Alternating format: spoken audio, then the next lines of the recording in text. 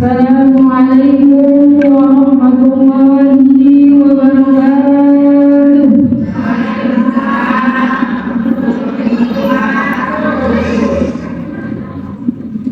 Alhamdulillahirabbil alamin. Wassalatu wassalamu ala sayyidina Muhammadin wa ala alihi wa sahbihi ajma'in, amma ba'd.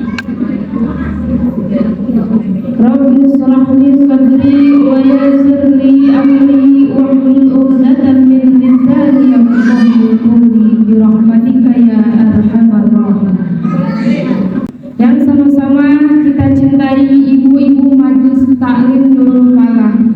Alhamdulillah, syukur nikmat pada pagi ini Allah izinkan kita berkumpul di tempat yang penuh berkah, yang penuh dengan berkah, fi baitin min buyutillah, kumpul di rumahnya Allah. Mudah-mudahan kumpulnya kita membawa banyak kebaikan. Yang terpenting Allah mencurahkan rahmatnya kepada kita semua pada pagi hari ini. Amin ya rabbal. Salawat salam kita panjatkan kepada baginda kita Nabi besar Muhammad sallallahu alaihi wasallam. Alhamdulillah, saya bersyukur hari ini bisa berhadapan dengan para bidadari surga. Yang namanya bidadari surga adanya di taman surga, dan ini adalah taman surga, tempat ibu-ibu menuntut ilmu, tempat datangnya rahmat dan curahan kasih sayang dari Allah Subhanahu wa Ta'ala. Di antara taman surga adalah kita damai berada di dalamnya. Ibu-ibu tenang tidak berada di sini? Damai. Ingat cucian di rumah, ingat. Ente. Hutang, ingat hutang. Tong dilupakan hutang banyak. Hutang mah terpirage hutangnya. Datang bawa berkah, insya Allah pulang juga akan membawa berkah dan akan menghapus dosa-dosa kita. Jemaah sekalian, alhamdulillah kita hari ini berada di bulan yang Allah muliakan. Ya, dalam Al-Qur'an Allah berfirman, Bismillahirrahmanirrahim, Inna iddatash syuhuri indallahi isna asyara syahrun fil kitabillah. Bulan-bulan di sisi Allah semuanya ada 12 bulan. Tapi di antara yang 12 bulan ini ada 4 bulan, arba'atul hurum, ada 4 bulan yang dimuliakan. Coba kita sama-sama, apa sih bulan-bulan yang dimuliakan itu? Coba, pertama bulan Zulqa'dah. Zulqa'dah, setelah Zulqa'dah Zulhijjah, setelah Zulhijjah Muharram, setelah Muharram baru Rajab, ya. Jadi ada 4 bulan yang dimuliakan. Ke satu Zulqa'dah, Zulhijjah, Muharram, Rajab, ya. Ramadan juga termasuk. Ramadan itu rajanya bulan.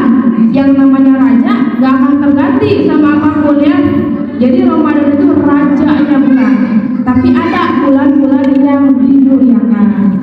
Insya Allah ya Bu, sadayana terang karena bulan-bulan harus dimuliakan. Ya, terlihat dari wajah-wajahnya, dari mata-matanya, wajah-wajah yang penuh dengan ilmu. Amin.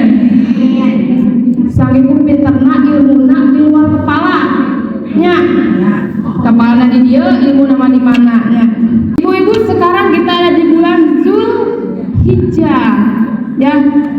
Terus nanti kita masuk bulan Muharram, terus selanjutnya bulan Rajab, ya. Makanya kan di bulan-bulan yang dimuliakan oleh Allah ini kita bisa mengisi dengan kebaikan-kebaikan. Niatkan dari hati di bulan mulia ini untuk mengisi hal-hal yang baik, ya. Di bulan-bulan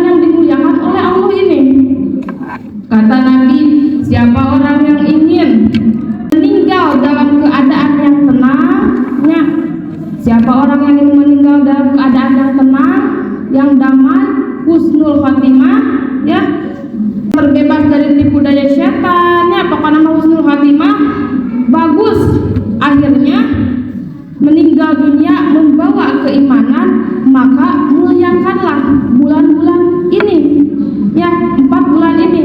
Sebenarnya semua bulan juga baik, ya, tapi ada yang lebih muliakan, ya. Maka kita muliakan bulan-bulan ini. Bagaimana cara memuliakan bulan ini? Kata Nabi, bikas roti siang, perbanyak puasa, ya, perbanyak puasa di bulan ini. Kemarin kita sudah, ya, sebelum lebaran puasa Tarwiyah dan Arafah. Puasa ibu-ibu, alhamdulillah, ya, semuanya puasa. Nah, puasa Tarwiyah dan Arafah kita alhamdulillah sudah melaksanakannya puasa kemarinnya di hari-hari yang bagus dan mustajab doa di hari Arafah itu, ya. Banyak puasa, mau sebulan boleh, ya, misalkan di bulan ini mau sebulan, mau selang-seling gitunya ibu-ibu mah, mau 3 hari, mau 1, 2, 3 misalkan, ya, berapa aja bilangannya. Tapi kalau mau sebulan usahakan, kalau yang sudah mempunyai suami harus izin, ya, harus izin kepada suaminya. Mau gak puasa juga misalkan, aduh gak bisa ibu-ibu puasa Tarwiyah Arafah gak bisa, ada halangan, ya, misalkan sakit parah gitu, ya, atau kenapa, tidak apa-apa, ya, karena itu sunnah. Tapi sayang, ya, kalau ditinggalkan puasa-puasa yang bagus di bulan Dzulhijjah itu. Terus apalagi, perbanyak kita berzikir kepada Allah di bulan-bulan yang bagus ini. Banyakin zikir, silakan mau takbir, tahmid, tasbih, tahlil, ya, banyak zikir-zikir itu. So, kita baca sebanyak-banyaknya, ya. Tapi jangan lewatkan istighfar, ya. Kita baca tahmid, takbir, tasbih, tahlil, tapi jangan lewatkan yang terpenting istighfar. Baca istighfarnya, karena untuk memohon ampunan kepada Allah. Astagfirullah,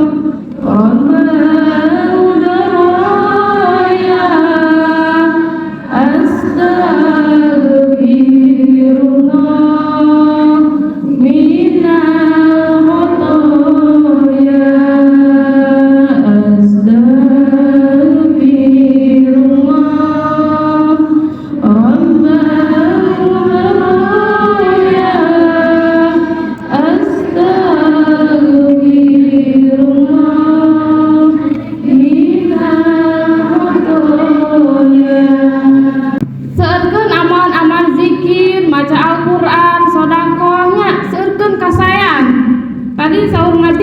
seukeun kebaikan nyatkeun hate orang pikeun mengisi bulan anu dimuliakeun ieu ku kasayan.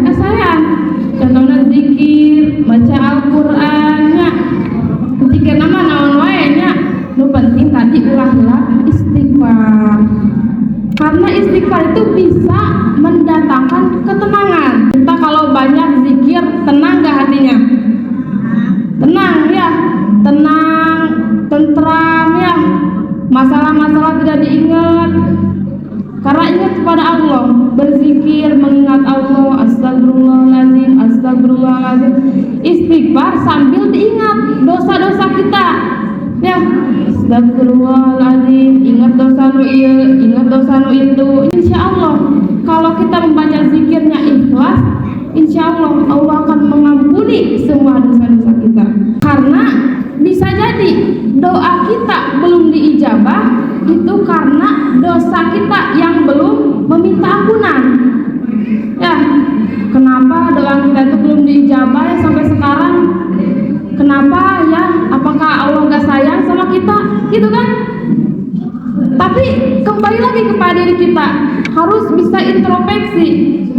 Diri kita ini sudah layak belum menerima apa yang kita minta? Ya, sudah layak belum? Misalkan ibu-ibu minta mobil, ya Allah hayang mobil abdi teh, tapi kan ayeuna can dipasihkeun. Kita teh misalkan hayang mobil teh aya dina hate niat hayang sombong, hayang ria, hayang katingali ku batur. Itu Allah menunda keinginan kita apa?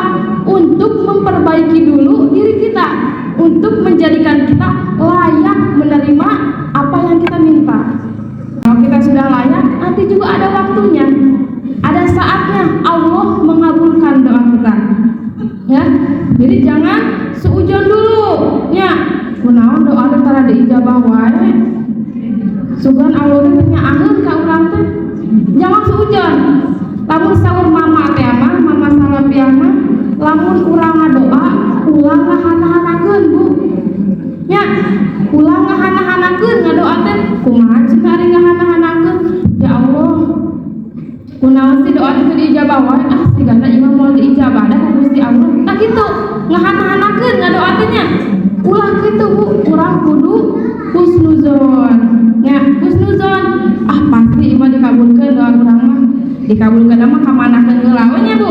Bade kana dosa urang heula, bade kana ku urang anu dibutuhkeun heula nya. Kadang kan Allah itu memberikan kita tuh apa yang kita butuhkan dulu sebelum apa yang kita inginkan. Ya, misalkan kita meminta ingin sehat, setelah sehat pengen punya motor, maka Allah, oh si ini mah kayaknya kasih dulu sehat deh, motornya nanti dulu. Ya, itu kan memberi apa yang kita butuhkan dulu, ya, daripada apa yang kita inginkan. Maka kalau kita berdoa, udah husnuzon aja, berdoa lupakan ya udah, daripada menunggu-nunggunya berharap itu can diijabah ya sehari 2 hari. Kalau udah berdoa udah lupakan. Jadi saatnya dikabulkan kita senang gitu, daripada menanti-nanti akhirnya tadi dikabulkan, akhirnya putus asa, kecewa, tidak mau berdoa lagi karena tidak dikabulkan. Ya, jadi menyerah, tidak mau berdoa gara-gara tidak dikabulkan. Ya, harus husnuzon kepada Allah bahwa doa kita pasti semuanya diijabah oleh Allah Subhanahu wa taala. Karena kata Nabi, siapa yang melazimkan membaca istighfar tadi, ya, melazimkan ngajawabkeun gitu ya, baca istighfar setiap hari gitu, maka yang sempit bakal jadi lapang. Ya, hati kita yang sempit bakal jadi lapang karena banyak istighfar. Ya, kadang kita kan merasa kenapa sih hati itu asa sempit? Tong nyalahkeun sasaha? Mungkin diri kita yang terlalu jauh dari Allah. Ya, hati kita yang tidak pernah berzikir, lisan kita tidak pernah dipakai berzikir, tidak pernah dipakai membaca Al-Quran. Maka jangan salahkan siapapun, introspeksi kepada diri kita. Oh, kita ternyata terlalu jauh dengan Allah. Kita beramal ini tidak ikhlas, kita membaca Al-Quran tidak ikhlas. Itu sebabnya kita berzikir tidak dengan hati, ya. Maka itu zikir itu bisa melapangkan hati yang sempit. Maka kalau ingin lapang hatinya, sering-sering untuk membaca istighfar. Terus dengan membaca istighfar juga masalah akan ada jalan keluarnya. Kadang kita lamun tos aya masalah teh lain kalah deket jeung Allah tapi kalah jauh. Ya, datang masalah kalah ngajauhan ka Allah. Pajarkeun teh ieu ti Allah teu nyaangkeun. Itu kan padahal salah. Allah memberikan ujian kepada kita agar hambanya mengadu kepadanya. Itu saya nama bukti tanda rindu Allah ke hambana. Lamun nuju aya ujian teh sauna urang teh atur, Bu. Datang ujian musibah harusnya kita senang ya. Kalau orang yang sudah paham pasti senang. Wah, ini tanda Allah sedang rindu nih, sedang rindu rintihan kita di sepertiga malam, ya, sedang rindu keluh kesah kita nih di sembahyang sholat. Orang yang beriman beriman kan saat datangnya ujian, saat datangnya musibah pasti mengadunya ke siapa? Ke Allah, lain karena status. Pasti mengadunya kepada Allah. Di dalam sholatnya, di dalam sepertiga malamnya, ya Allah, hamba diberikan ujian kepadamu, pasti hamba bisa melewatinya. Tidak mungkin kau memberikan ujian di luar batas kemampuan hambanya. Makanya kau memberikan ujian, pasti kau memberikan jalan keluarnya. Gitu kan? Allah tuh rindu dengan rintihan hambanya. Lain kalah jauh di Allah. Gara-gara menang musibah jadi alim sholat, gara-gara menang musibah jadi alim ibadah deui, alim baca Quran, alim sholat, alim kitu, alim kieu. Padahal masalah. Kalau kita paham tentang rasa cinta Allah kepada hambanya, pasti kita akan tenang saat datangnya ujian. Ya, beda dengan orang yang tidak beriman. Datangnya masalah teh mengeluh, banyak mengeluh, menyalahkan orang lain. Tapi coba introspeksi kepada diri kita. Ah, ternyata kurang teh sholat oge nih masih kena ditinggalin, zikir oge tara, istighfar oge tara, wajar we. Ada gini Bu, orang yang beriman saat diberikan ujian itu adalah apa? Untuk mengangkat derajat orang yang beriman, lumayan. Tapi ada orang yang tidak beriman, tara sholat, tara puasa, tara zikir, saat datangnya musibah bilang, ih abdi sedang diuji, tak pernah sholat, tak pernah puasa, tapi nyari orang, ih abdi menuju diuji, kiraku anu sekolah diuji, ya, atas deh. Jadi orang beriman mah datangnya musibah itu ujian sebagai naik kelas. Tapi orang yang tidak beriman saat diuji, apa ujian apa aja harus diteliti lagi. Kalau kita beriman, oh berarti ini ujian untuk menaikkan kelas kita. Tapi lamun kita beriman, tara sholat, tara ibadah, nanti cenah amalan-amalan anak selain tadi puasa, terus zikir, terus tebar salam, tebar damai kepada siapapun, tebar salam, tebar damai. Jangan ada permusuhan di bulan mulia ini. Bukan hanya di bulan mulia, tapi di bulan-bulan lainnya. Ya, jangan ada pertengkaran di antara kita. Guru silaturahmi kesesama tetangga, seueurkeun silaturahmi, seueurkeun kasayannya. Kata tetangga ramah, kamu sabari kirim daging kurban mahnya. Mantap bungaheun batur ge nya. Ulah perbanyak permusuhan karena tidak baik. Jeung jalma anu sok pasea mah moal asup surga. Terus dengan adanya bulan mulia ini, mari kita muliakan bulan-bulan ini. Maka Allah akan memuliakan kita juga. Ya, kalau kita memuliakan bulan Allah, bulan ini, maka Allah juga akan memuliakan kita. Ya, insya Allah. Terus ada lagi katanya amalan-amalan yang kemarin telah kita laksanakan di bulan Zulhijjah ini seperti yang paling dianjurkan, ya. Yang bagusnya jangan sampai terlewatkan. Seperti apa kemarin? Haji, ya. Itu yang paling amalan yang paling tingkatannya paling tinggi di bulan ini. Ya, amalan paling tinggi yaitu haji yang kemarin. Itu amalan paling tinggi di bulan Zulhijjah. Setiasa jadi ibu-ibu teh haji mah pindah ke amalan kedua, naon? Kurban. Bagi siapa? Bagi yang mampu. Sakirana urang tos mampu, sok kurban. Ya, bade doma gae, bade sapi gae. Doma ge paling 3 juta nya Bu. Anu 2,5 aya. Tah tenang naon Bu? Bade kurban nu 2,5 mah anu rada begang kan Bu. Nu rada begang dagingna. Tidak apa-apa. Kita mau kurban dari yang kecil juga boleh Bu, karena Allah itu menginginkan bukan dagingnya, bukan kulitnya, tapi apa? Iraqatul dam, darah yang mengalir dari hewan kurban itu anu bakal menghapuskan dosa anu kurban. Dari ujung rambut sampai ujung kaki semuanya terlepas dosa-dosanya karena kurban. Jadi kalau yang mampu mah usahakan kurban. Orang punya harta lebih tapi gak ada niatan kurban, maka ini yang paling dianjurkan amalan di bulan Zulhijjah ini ya Bu. Mudah-mudahan tahun depan kita bisa kurban semuanya. Nah, sapi nu gede. Cek ibu-ibu teh, kurban mah gak bisa. Turun kepada yang ketiga, apa amalannya? Puasa. Ya, puasa. Haji gak bisa, kurban gak bisa juga. Naik yang ketiga, apa? Puasa.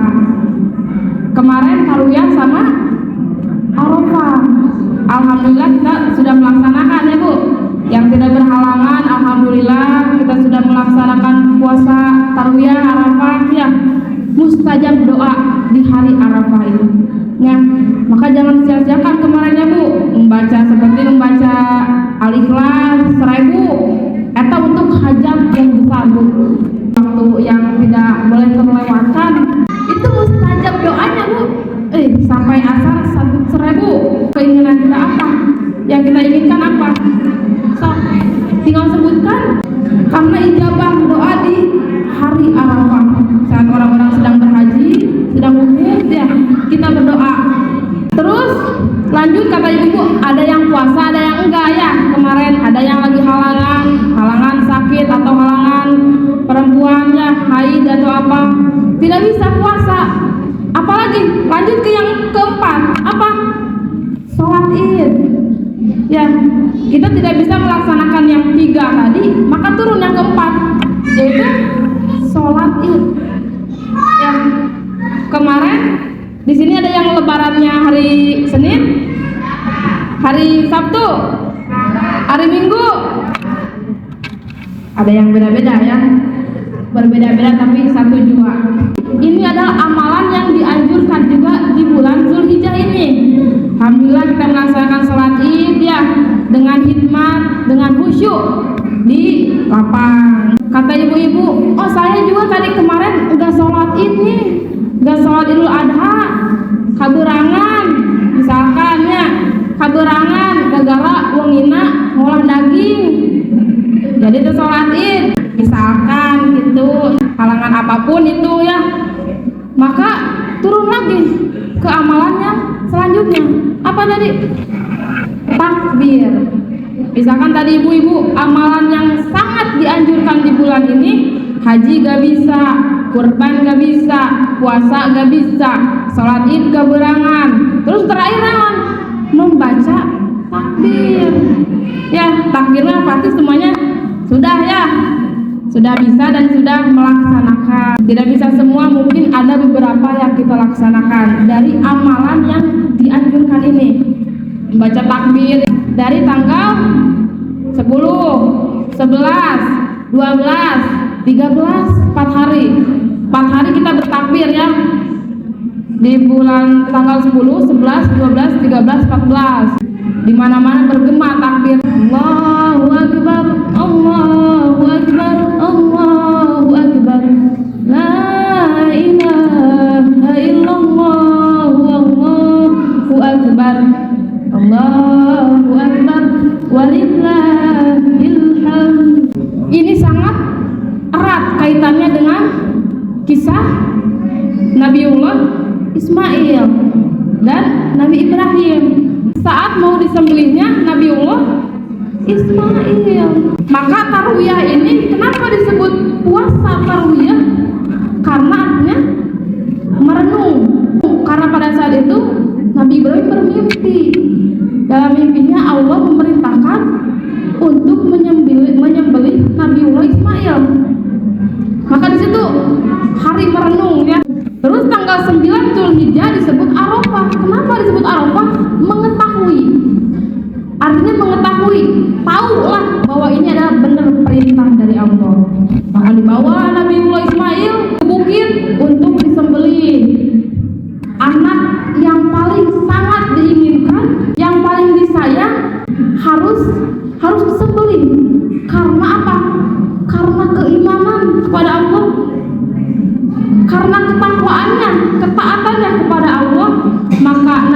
Ibrahim sanggup menyembelih anak kesayangannya.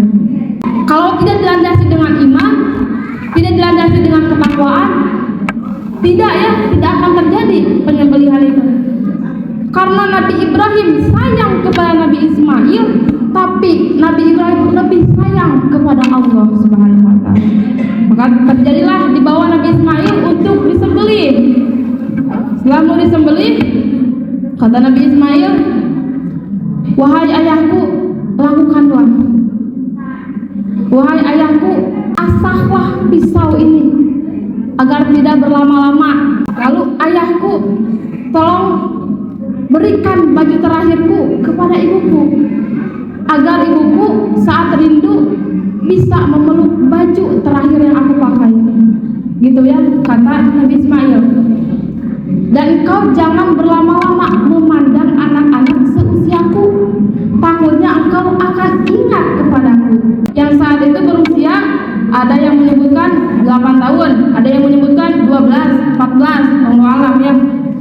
Masih kecil lah gitu ya, masih kecil gitu. Tapi Nabi Ismail luar biasa keimanannya, ketakwaannya kepada Allah, sehingga dia berbicara seperti itu kepada ayahnya.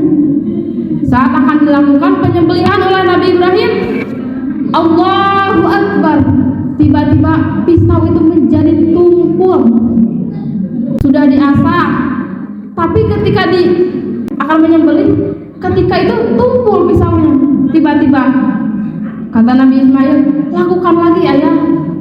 Kata Nabi Ibrahim, Allahu Akbar, tumpul lagi 2 kali, tidak mempan pisaunya kepada Nabi Ismail. Kenapa ini? Mereka berdua bingung, kenapa ini? Lalu datang siapa? Malaikat Jibril. Allahu Akbar, Allahu Akbar, Allahu Akbar. Kata Nabi Ismail melihat, Allahu Akbar walillahil hamd. Kemudian malaikat Jibril datang pada Nabi Ismail dan Nabi Ibrahim. "Aku ditugaskan oleh Allah untuk apa? Untuk menggantikan engkau Ismail dengan domba." Maka di situ menangislah mereka. Karena apa? Terharu ya, yang asalnya Nabi Ismail akan disembelih, malaikat Jibril datang digantikan oleh apa? Oleh domba-domba dari surga. Maka seketika Nabi Ibrahim dan Nabi Ismail menangis keduanya. Allahu Akbar, Allahu Akbar, Allahu Akbar, Allahu Akbar walillahil hamd.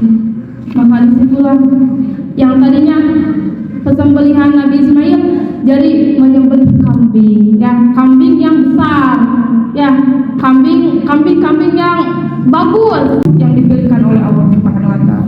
Maka luar biasa, Masya Allah, Nabi Ibrahim semata-mata ingin menyembelih Nabi Ismail bukan karena apa-apa, tapi karena keimanan, karena ketakwaan, karena ketaatannya kepada Allah.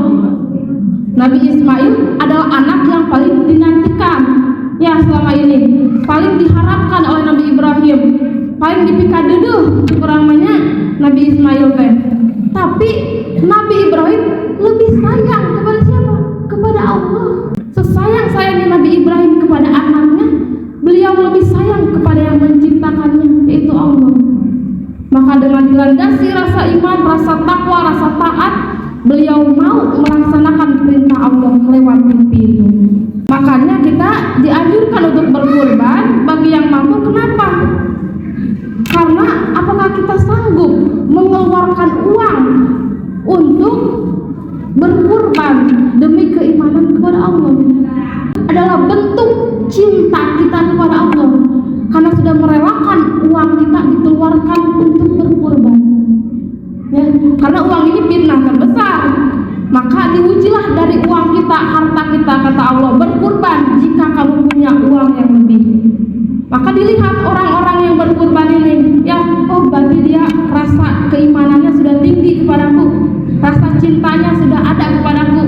Ya, bagi orang yang mampu lalu berkurban. Makanya selalu dianjurkan di bulan Dzulhijjah ini kemarin untuk berkurban. ada yang punya harta lebih, sok kurban ya. Cenah kali ini mah hartanya buat anak, buat ngebiayain anak sekolah, gak ada lebih, gak apa-apa ya. Kalau memang belum ada untuk uang lebih untuk berkurban, gak apa-apa, dipakai dulu anak sekolah, dipakai ngebiayain anak pesantren ya, gak apa-apa, gak usah dipaksakan untuk berkurban. Berkurban ini untuk orang yang mempunyai harta lebih dan dia mau menyisihkan hartanya untuk demi keimanan, ketaatan kepada Allah Subhanahu wa taala. Mudah-mudahan kita semua tahun depannya ayeuna nabung cing ibu bayar nabung ayeuna mah jeung kurban. Bisa kurban domba we teu naon sebenarnya anu penting mah kurban 1 orangnya, domba mah sapi 7 orang. Gitu tah cenah kurbanna bare patungan cenah sa majelis kumaha tah. Geugeunya Bu aya diangen mah 1 orang nama, tapi pahala mah sadayana insyaallah kabagian. Lamun dia ya di keluarga misalkan ibu-ibu teh keluargana aya 7 orang bade kurban mah kana domba nya kumaha cenah hayang ngange nami sadayana tiasa teu tiasanya pakai perwakilan saja nama 1 orang, tapi insyaallah pahalanya semua keluarga kebagian ya. Maka gak usah khawatir uang yang disisihkan untuk berkurban, siapapun yang memberikannya insyaallah semuanya kebagian ya, karena Allah Maha tahu segalanya. Mudah-mudahan sadayana tiasa kurban tahun payunnya. Maka pas kurban mah cenah ulah dianjurkan jangan memotong kuku dulu ya, jangan memotong rambut saat kurban, anu kurban gitunya khusus nama. Kenapa tidak boleh memotong rambut atau menggunting kuku? Karena sayang dosa kita dari ujung rambut sampai ujung kaki itu terhapus Bu. Makanya tidak dianjurkan untuk memotong rambut, memotong kuku. Ada Lebaran Idul Adha, ada hari kurban khusus namanya. Jadi ngarah dosa uang itu terhapus sadayana. Kamu ikhlas orangnya kurbanna bari ikhlas. Sabab kahade ya ikhlas hese teh Bu. Hesenya. Tapi orang kudu belajar ikhlas Bu. Lamun beramal manaon ikhlas. Sabab kunaon orang kudu ikhlas? Sabab amal urang teh distorkeun Bu. Ka langit-langit teh nya. Langit kahiji misalkan urang teh lolos langit kedua, langit katilu, tapi aya langit katilu anu nolak. Gara-gara naon? Nolak amal urang teu diterima. Gara-gara ngalaksanakeun dina poe eta teu ikhlas. Weh, saya mah hebat. Justru urang teh sumputkeun, keadaan urang teh sumputkeun. Nah, semakin urang teu kanyahoan ku sasaha, semakin gede pahalana. Semakin banyak yang tahu, semakin sedikit pahala kita. Belajar ikhlas. Nah, naon teh jalani dengan ikhlas tanpa pamrih, semata-mata cukup Allah yang tahu. Urang ibadah naon, sedekah naon, cukup we Allah yang tahu.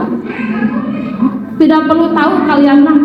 Semakin tidak terlihat, semakin besar pahalanya. Wallahu a'lam bishawab. Bu, bari shalawatullah. Ya